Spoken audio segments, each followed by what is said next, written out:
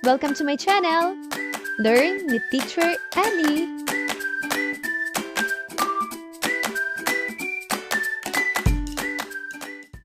Grade 2, Revised K-12 Curriculum, Quarter 4, Filipino, Week 4, Day 1.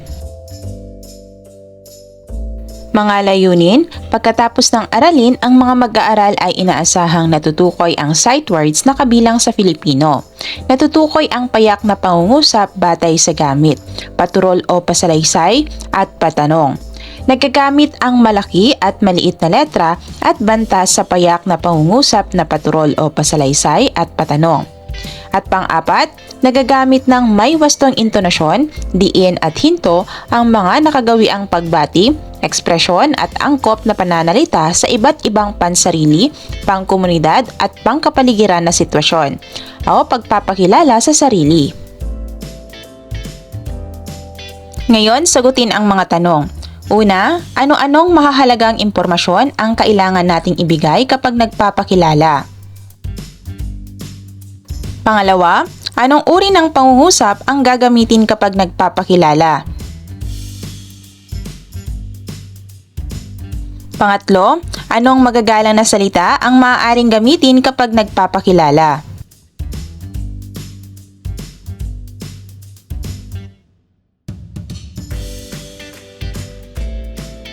Ipabasa ang nabuong mga pangungusap at itanong ang mga sumusunod. Kilalanin ako. Magandang araw po sa inyong lahat. Ako po si Ana B. Moreno. Ako po ay 6 na taong gulang. Kasalukuyang nag-aaral sa paaralang elementarya ng Magdiwang. Ang mga magulang ko po ay sina Ginoong Alberto Moreno at Ginang Dalia Bautista Moreno. 3 po kaming magkakapatid. Ako po ang bunso sa pamilya. Kami po ay kasalukuyang nakatira sa 105 Magsaysay Street, Poblasyon Magdiwang, Romblon. Mahilig po akong maglaro kasama ng aking mga kaibigan. Gustong-gusto ko rin pong magbasa ng mga kwentong pambata. Gawin ang mga sumusunod. Mga panuto, una, pumili ng 1 o 2 batang babae na magbabasa ng pagpapakilala at paalalahanan na bigkasin ang bawat salita ng may wastong intonasyon, diin at angkop na ekspresyon sa pagsasalita. Pangalawa, itanong ang mga sumusunod.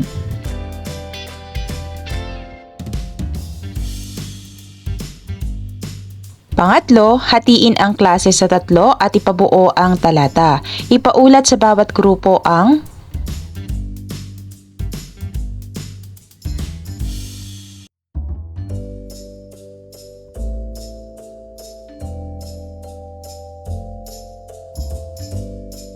Magbasa tayo. Handa na ba kayo? Basahin at suriin natin ang dialogo sa ibaba. Sagutin ang mga tanong pagkatapos.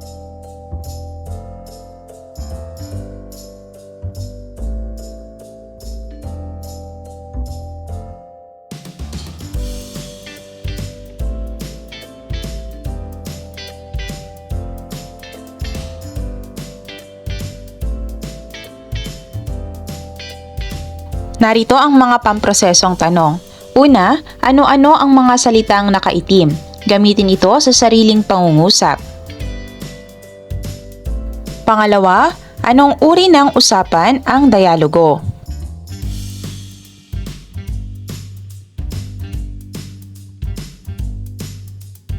Basahin ang mga pangkat ng pangungusap sa ibaba. Una, nag-aaral ako ngayon sa paaralang elementarya ng Bulacan. Pangalawa, marami akong kaibigan. Palagi kaming magkasama kapag naglalaro ng basketball. Pangatlo, ako ay 7 taong gulang. Para sa pangkat B, kumusta ang pag-aaral mo ngayon? Pangalawa, marami ka na bang kaibigan sa inyong klase? Pangatlo, ilang taon ka na? Narito ang mga pamprosesong tanong. Una, anong uri ng pangungusap ang nasa pangkat A o pangkat B? Pangalawa, sa anong titik nagsisimula ang mga pangungusap? Pangatlo, anong bantas ang ginagamit kapag nagsasalaysay? Pang-apat, sa pangungusap na nag-aaral ako ngayon sa paaralang elementarya ng Bulacan, ilang simuno at panaguri ang mayroon sa pangungusap? Pang-lima, ano ang tawag sa kayarian ng pangungusap na may isang buong diwa? Pang-anim, anong bantas naman ang dapat na gamitin kapag ang pangungusap ay nagtatanong o nagsasalaysay?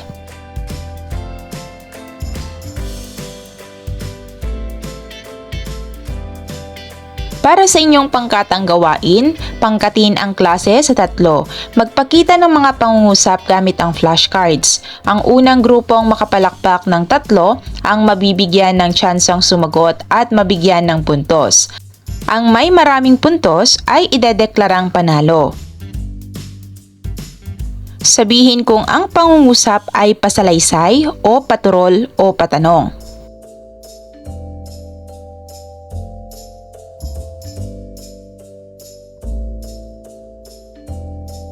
Tandaan mga bata na ang paturol o pasalaysay ay pangungusap na nagsasabi ng isang pahayag o kaisipan. Nagsisimula ito sa malaking titik at nagtatapos sa tuldok. Habang ang patanong naman ay pangungusap na nag-uusisa o nanghihingi ng sagot. Pwedeng oo o hindi o pagpapaliwanag ang sagot sa pangungusap na patanong. Nagsisimula ito sa malaking titik at nagtatapos sa tandang pananong. At ang payak na pangungusap naman ay nagbibigay o nagpapahayag ng isang buong diwa. Ito ay may simuno at panaguri. Suriin ang mga pangungusap. Isulat ng tama at ilagay ang angkop na bantas.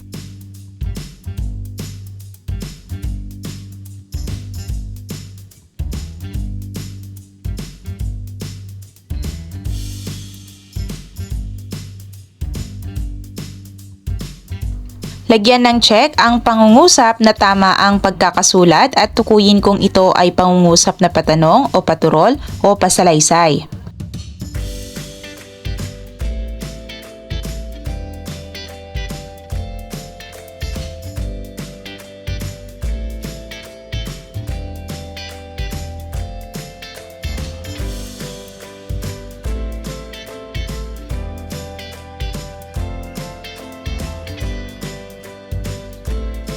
Gumawa ng maikling video na ipinakikilala ang sarili. Sabihin ang pangalan, edad, tirahan, paaralan at mga hilig.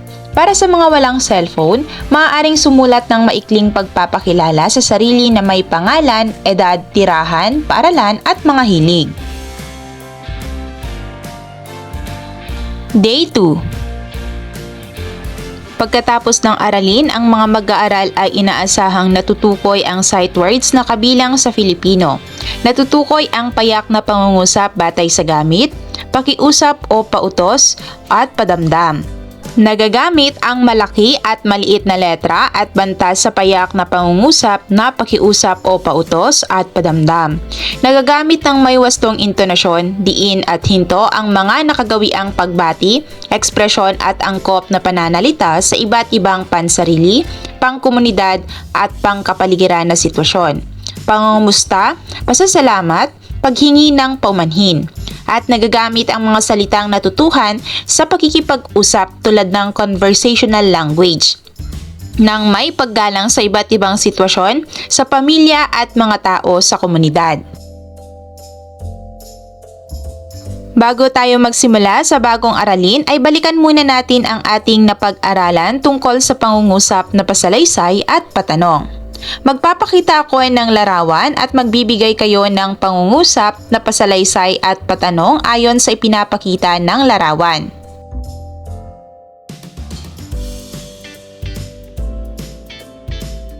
Una, ano ang ipinapakita ng larawan? Pangalawa, ano ang mga pasalaysay na pangungusap na maaari nating mabuo gamit ang larawan? Pangatlo, anong mga pangungusap na patanong ang maaaring mabuo na masasagot ng larawan?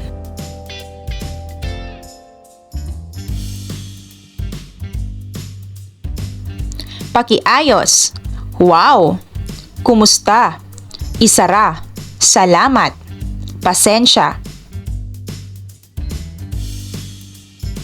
Mga bata, alin sa mga nabuong pangungusap ang nag-uutos o nakikiusap? Anong salita ang nagpapakita ng damdamin?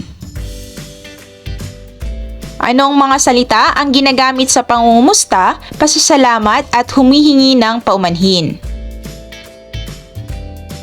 At ano ang pangungusap na pautos, pakiusap at padamdam?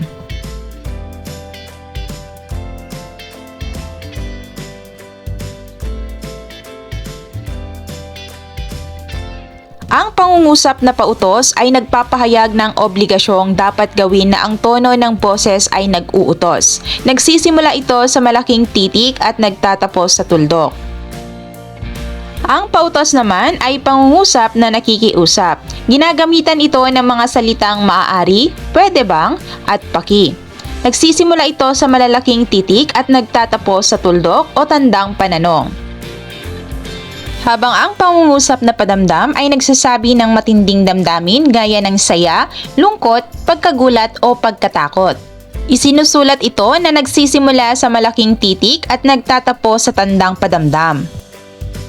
Tingnan ang larawan at bumuo ng mga pangungusap na pautos, pakiusap at padamdam. Bumuo rin ng pangungusap na nagpapasalamat, nangangamusta at humihingi ng paumanhin.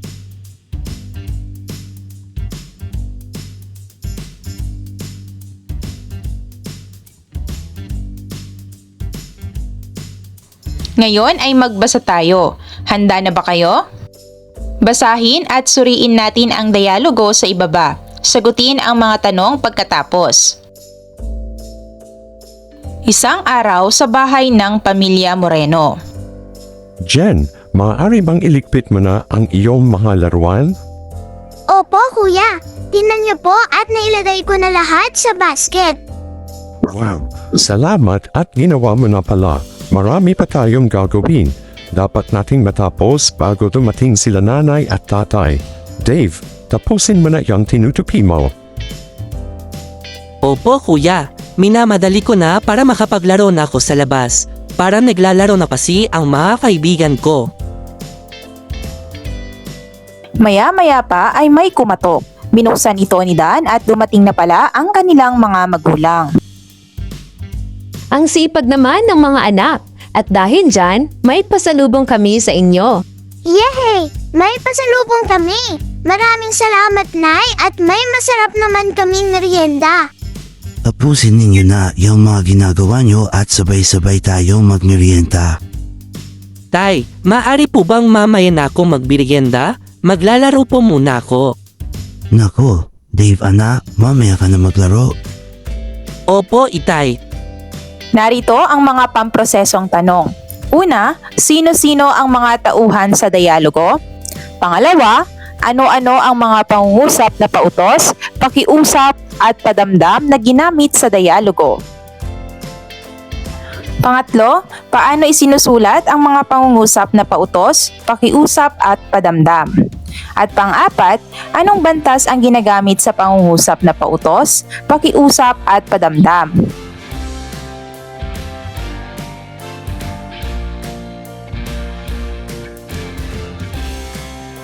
Para sa inyong pangkatang gawain, hatiin ang klase sa 3 at ipasadula ang kanilang sagot sa bawat sitwasyon na ginagamitan ng magagalang na pananalita.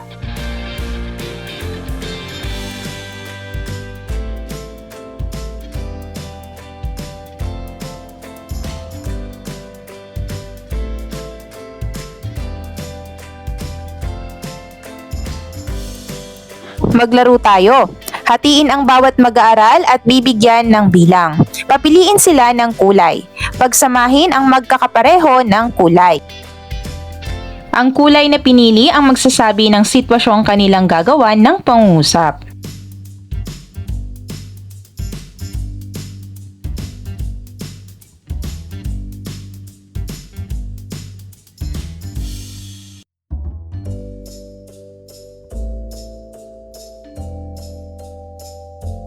Tandaan, ang pangungusap na pautos ay nagsasabi ng dapat gawin o sundin. Nagtatapos ito sa tuldok. Ang pangungusap naman na pakiusap ay nakikiusap o humihingi ng pabor. Gumagamit ng magagalang na salita gaya ng paki, maaari o pwede. Nagtatapos ito sa tuldok o sa tandang pananong. Ang pangungusap na padamdam ay nagpapahayag ng matinding damdamin gaya ng tuwa, takot o pagkagulat. Nagtatapos ito sa tandang padamdam.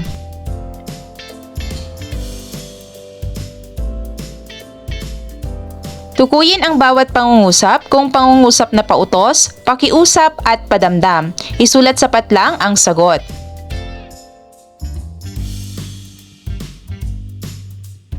Ngayon mga bata, gumawa ng mensaheng nagpapasalamat sa mga magulang.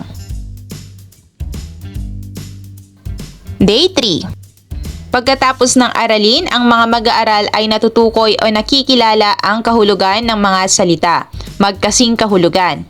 Nagagamit ang mga salita na high frequency tungkol sa sarili, komunidad at kapaligiran. Naibibigay ang batayang elemento ng tekstong naratibo, tauhan at suliranin nito, tagpuan at pangyayari o banghay. Natutukoy ang damdamin ng tauhan sa mga pangyayari, nakikilala ang katangian ng tauhan at tagpuan, naibibigay ang suliranin at solusyon, at naisasaayos ang pagkakasunod-sunod ng 4 hanggang 5 pangyayari. Ano ang ibig sabihin ng magkasing kahulugan?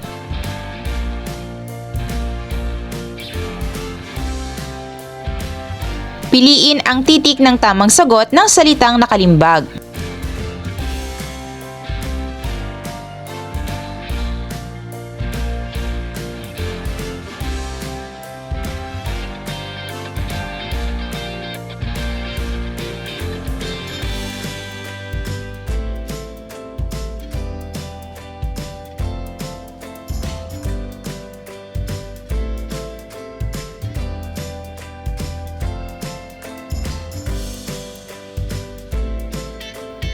Sagutin ang mga tanong. Una, ano-anong mga salita ang nakaitim? Pangalawa, ano ang ibig sabihin ng bawat salita? At pangatlo, gamitin ito sa sariling pangungusap.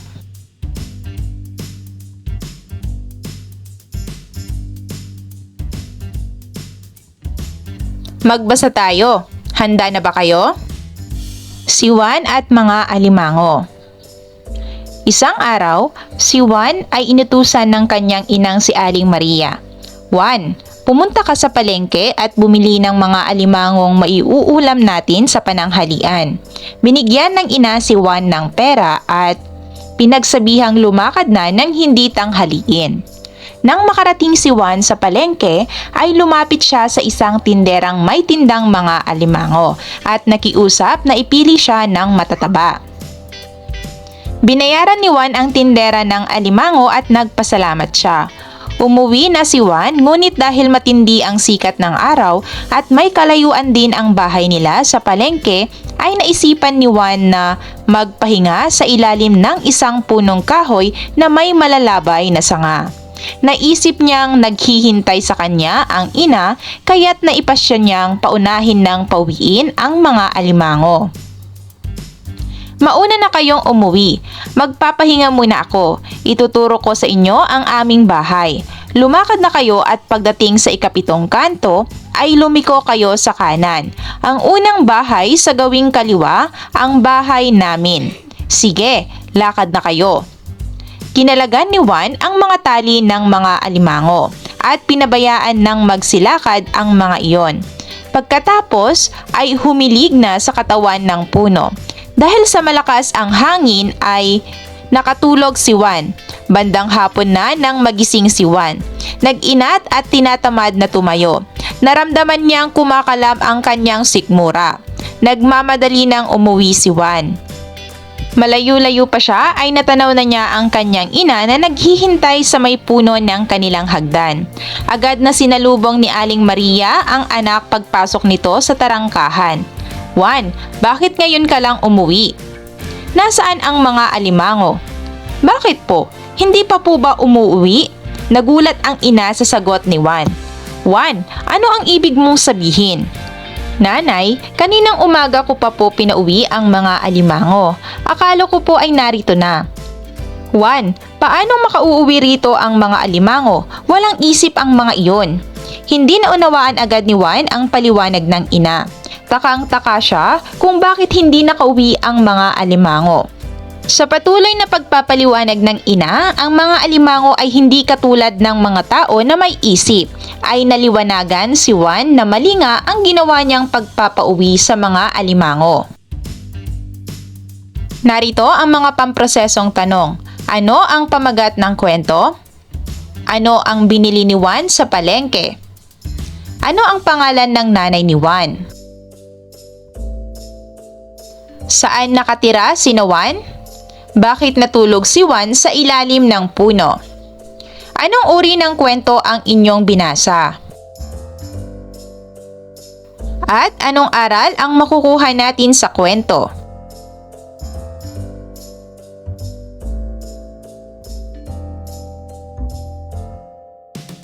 Ating alamin ang mahahalagang elemento ng kwento na ating binasa.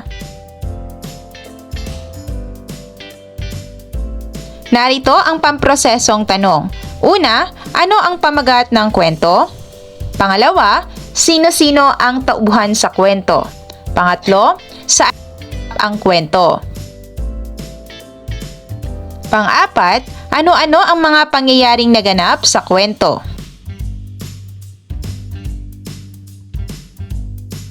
Pang-lima, ano ang naging suliranin sa kwento?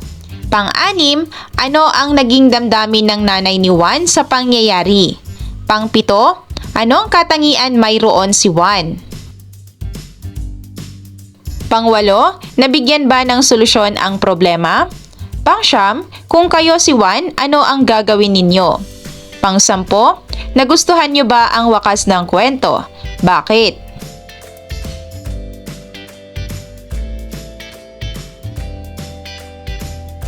Lagyan ng bilang na 1 hanggang 5 upang maipakita ang tamang pagkakasunod-sunod ng mga pangyayari sa kwentong si Juan at ang mga alimango.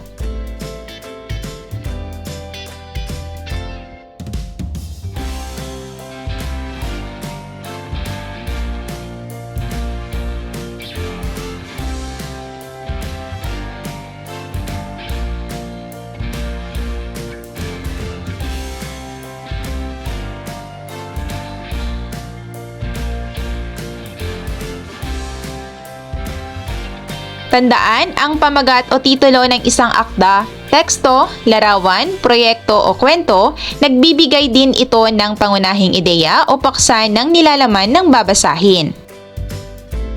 Ang tauhan ang gumaganap sa isang kwento. Nakikilala ang tauhan depende kung paano siya gumaganap o isinasalaysay sa kwento.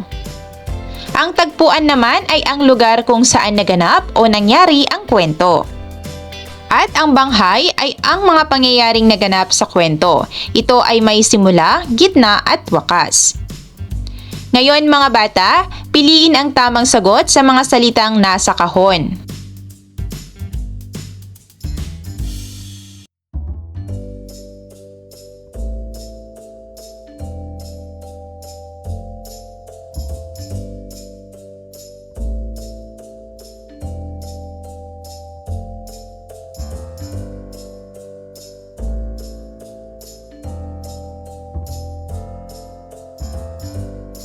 Tukuyin ang elemento ng kwento na tinutukoy sa bawat bilang.